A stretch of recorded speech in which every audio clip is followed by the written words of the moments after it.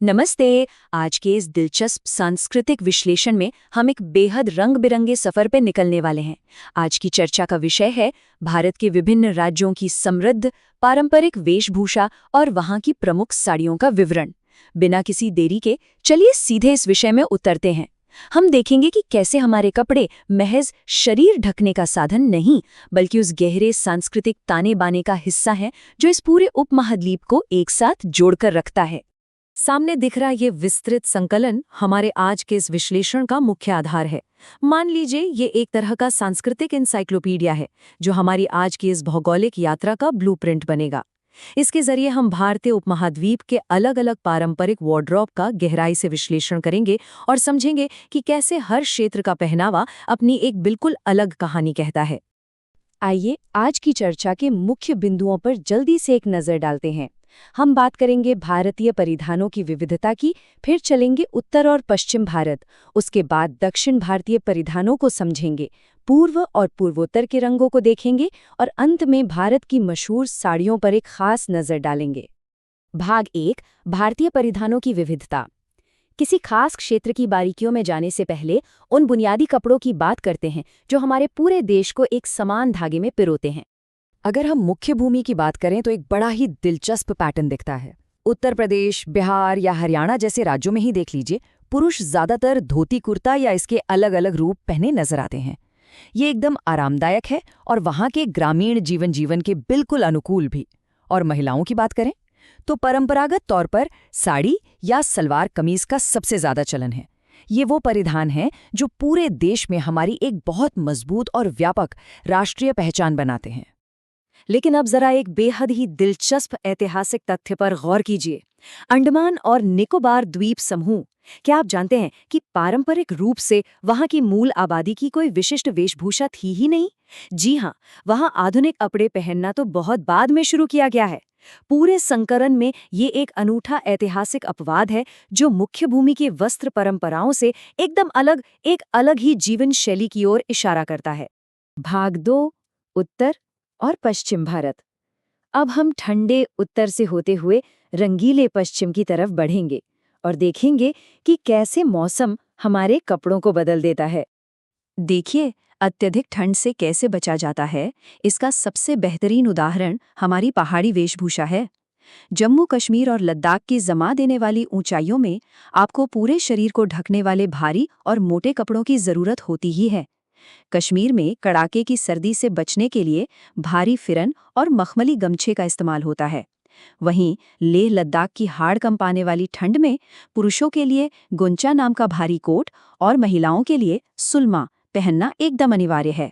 ये महज कपड़े नहीं, बल्कि मौसम के हिसाब से सुरक्षा कवच है। और जैसे ही हम पश्चिमी रेगिस्तानों की ओर आते हैं, दृश्य बिल्कुल बदल जाता है। भारी कोट की जगह अब चमकीले, रंग बिरंगे और हवादार कपड़ों ने ले ली है। गुजरात में पुरुषों का चोरनो और केडियों और महिलाओं की चनिया चोली इसका बेहतरीन उदाहरण है। वहीं राजस्थान के सूखे माहौल में साफा के साथ धोती कुर्ता और महिलाओं का लहंगा चोली बेहद लोकप्रिय है। ये कपड़े न सिर्फ गर्मी में राहत देते हैं, बल्कि इनके चटक रंग रेगिस्तान के नीरस माहौल को तोड़ते हुए एक गजब की ऊर्जा भर देते हैं। भाग 3, दक्षिण भारतीय परिधान। अब चलते हैं उष्णकटिबंधीय और तटीय दक्षिण की ओर, जहां कपड़ों का अंदाज एक बार फिर नाटकीय रूप से बदलता है। दक्षिण में उच्च नमी और गर्मी होती है, इसलिए वहां पुरुषों का पहनावा अपनी सादगी और अत्यधिक आराम के लिए जाना जाता है। केरल का वो एकदम सादा और सफेद मुंडू याद है? उमस भरे मौसम के लिए वो एकदम परफेक्ट है। तमिलनाडु में धोती, लुंगी और अंगवस्त्रम का उपयोग होता है, जबकि कर्नाटक में 5-6 धोती के साथ सिर पर पहना जाने वाला वो खास पेटा तुरंत ध्यान खींचता है।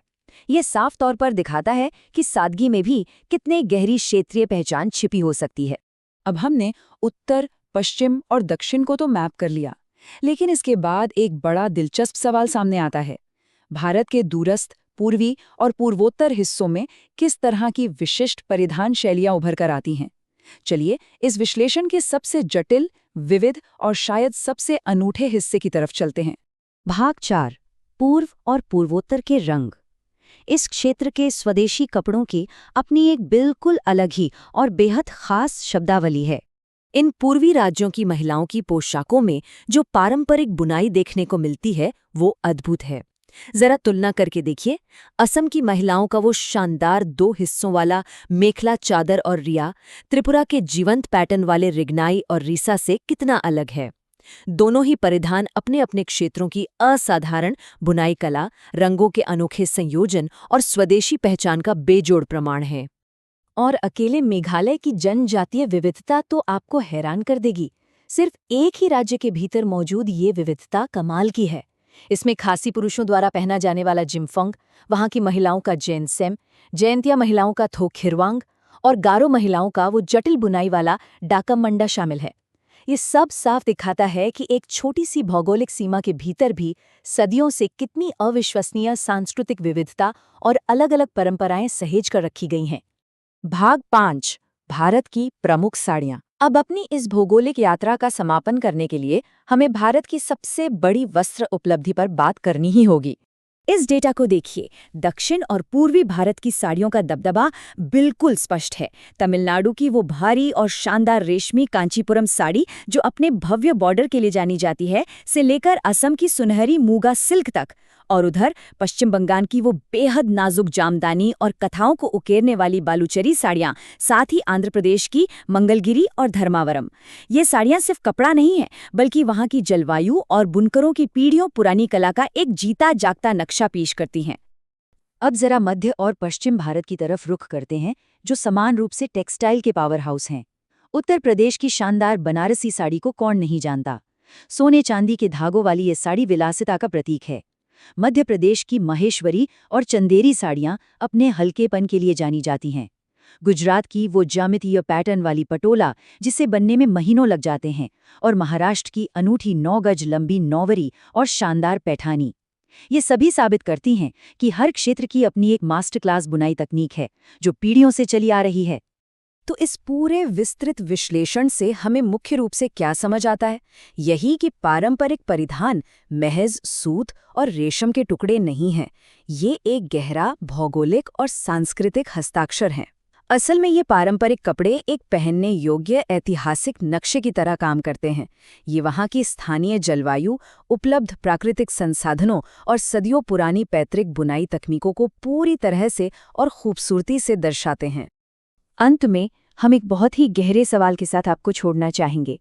अगर कपड़ों की हर एक तह, हर एक पारंपरिक बुनाई अपने आप में एक अलग भौगोलिक कहानी समेटे हुए है, तो आज के इस दौर में जब मानकीकृत और आधुनिक फैशन ही ग्लोबल नियम बनता जा रहा है, तो हम अपना कौन सा समृद्ध सांस्कृतिक इतिहास खोने के खतरे में हैं?